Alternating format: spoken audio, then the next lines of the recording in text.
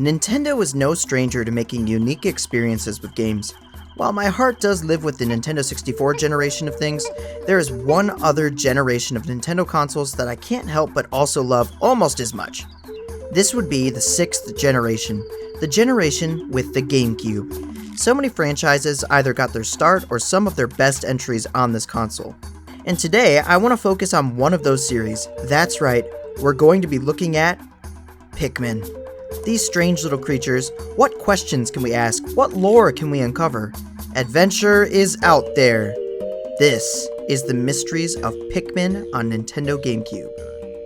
Before we start, a good portion of my regular viewers aren't subscribed, so what are you doing? Subscribe so you don't miss any uploads, and while you're at it, please drop a like. It really helps support my content by telling YouTube, hey, this is good. Share it. Alright, did you do it? I'm gonna proceed in good faith. This video is sponsored by RPGME.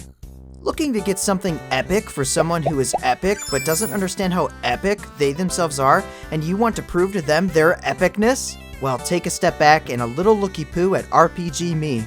RPGME may be one of the coolest uses of AI I have ever seen. It creates a personalized pixel art RPG adventure. That's right, personalized. You upload your photos and answer some questions, and you'll get an epic and totally unique pixel art RPG style video game. And if that wasn't epic enough for you, you can share the game instantly with a link or give someone an unforgettably awesome custom retro game box. And if you're watching my channel, chances are you love game box art. Each box comes with a custom cartridge with a QR code that takes them right to the game. The game themselves are playable on mobile and on desktop. Now is the time to gift a personalized adventure featuring whoever you want to in the game.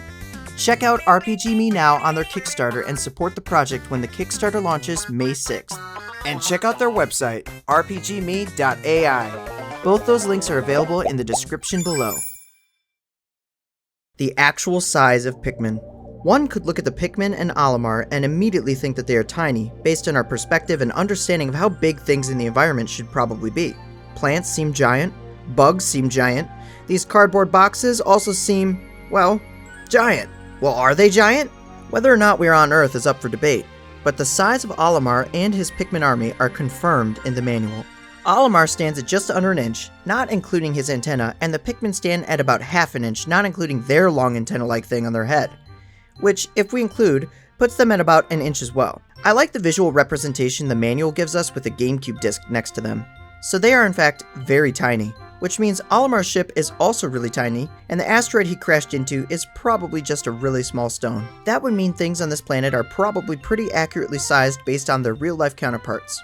We should be able to roughly estimate how big different enemies and objects are throughout the game based on these confirmed measurements. Like Olimar's ship, the Dolphin. It's probably about 7 or 8 inches in height. The big Bulborbs are somewhere around 3.5 to 4 inches. Now you know. The Spirit of Pikmin. In the world of Pikmin, all creatures seem to possess a spirit within them. Enemies and Pikmin alike, when defeated, show a ghostly version of themselves ascending out of their body into the air, with a ghostly wail as they ascend into the sky. It appears that the spirits of the Pikmin may be a reference to the Japanese tree spirit called a Kodama. Tree spirit? Pikmin? Plant creatures? Could this be? It's also important to note some creatures don't have spirits. These creatures include the beady longlegs, burrowing snagrit, emperor bulblax, and Gulix. Now the question is, why don't these creatures have spirits? But an even better question is there a Pikmin heaven? How much could a Pikmin lift?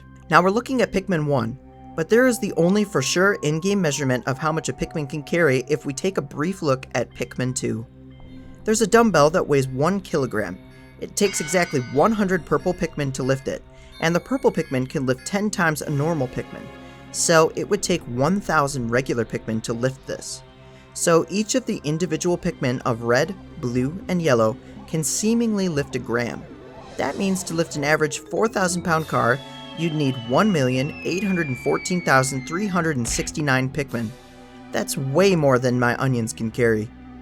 It also means that Olimar weighs at least over 3 grams in the original game, since it takes 4 Pikmin to carry him. Maybe Olimar is eating too many treats on his travels and not getting enough exercise, making the Pikmin do everything.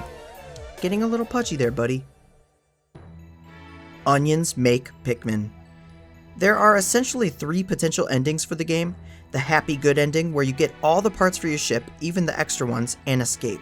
The mediocre ending, where you get just enough parts for your ship and can still escape. And then the bad ending, where Olimar's ship crashes back down and he no longer has life support. In an effort to save him, the Pikmin take him to one of their onions, and out pops a Pikminified Olimar ready to be plucked.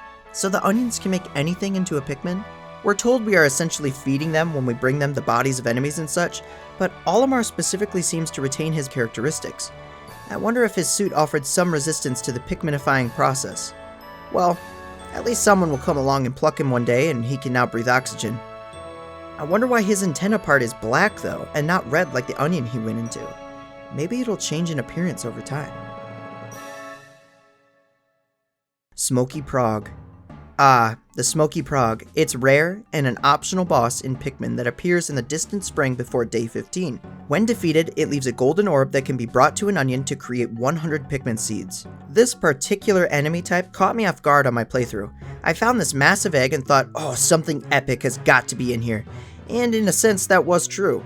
When something hatched from it, I was excited, and then it started killing all my Pikmin and I couldn't seemingly attack it. I thought I was screwed until I realized I could attack the face. This enemy is apparently a hard to get encounter because you have to get to the distant spring before day 15 and get the egg to hatch. The Progg is a very unique and strange creature, sort of looking like a frog from the front, but it's like a black smoke in the back and its middle torso looks like something out of Twilight Princess. What does this creature want? It's the only creature to come and target your onions and wait by your base. This thing seems like it's more intelligent based on that fact as well.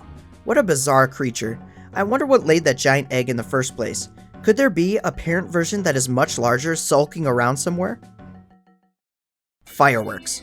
Olimar has a special mechanic that can be used by pressing down on the D-pad, which, let's face it, you may have done as an experiment but otherwise never really needed to do. Olimar will embrace laziness and lie on the ground, and the Pikmin around him will carry him back to their onion. Once back to the onion, it will begin to suck up Olimar, but rather than ingesting him and converting him into a Pikmin like it does when he seemingly dies, the onion will produce a fireworks show. Well, hey, look at that. Evidently, onions cannot accept living things, but only dead things. That's good to know. We haven't really questioned the onions, but they seem to fly with a propeller like a helicopter. But since they have the capabilities of fireworks, the onions must be able to convert something into fuel to power themselves. Perhaps the enemies carry the sap that powers up and changes the Pikmin, and they drop the sap in the onions. Could this sap may in fact be flammable if used in the right proportions? The Undiscovered Pikmin type. In the happy ending, if you gather all ship parts, you'll see a cutscene where various onions show up colored black, purple, orange, green, light blue, and pink. They fly into space and follow Olimar. These Pikmin never show up in the game. Using the power of hindsight, we are up to Pikmin 4 in the series, and all the onions we have discovered with a corresponding Pikmin are red, blue, yellow, ice, rock, winged, white, and purple.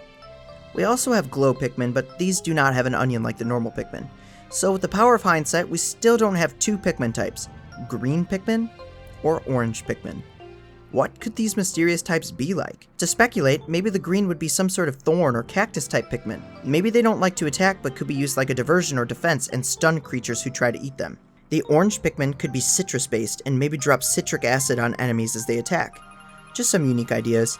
Maybe we'll see the new Pikmin when 5 comes out. But until then, I dubbed the Undiscovered Orange Pikmin variant Citrus Pikmin. Mushroom Pikmin.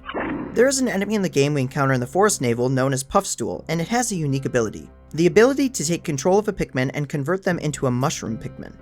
This changes the look of the Pikmin entirely, and they will actually attack Olimar. It's a unique effect we only see once in the game. The mushroom invades their minds and they're sworn to do their new master's bidding. Could these Pikmin thrive as a separate species and serve the Puffstool just like they do Olimar? Well, it seems like they function as a defense only, and eventually they seem to die on their own. At least we know they can't seem to live after a while, so we don't have to worry about a zombie Pikmin invasion. That's actually terrifying. I hope this creature never evolves its abilities. Not Earth? I had a thought that maybe this actually isn't Earth, but Pikmin is connected to the rest of the Nintendoverse. The thought occurred to me when I saw this enemy, the beady longlegs. At first glance you think it's a big spider, but wait, I think I've seen this before, and it only has 4 legs. This spider resembles a very particular enemy in the Mario series, a scuttlebug. Its look and coloring are all the same. Sure, it appears a bit different here, but we are in a perspective of underneath it and in a different game's visual style. It's way too similar to be a coincidence, and in the game we also see clams, very similar to Mario, and enemies like the Spindrift, which have flowers on their head. And not to mention there's a specific world where if you go through, everything is giant, including the enemies. Could Olimar have accessed a strange part of the world that warps his size as he entered the planet, and it made us small? Also, there's a side note that certain enemies have very similar characteristics across the games.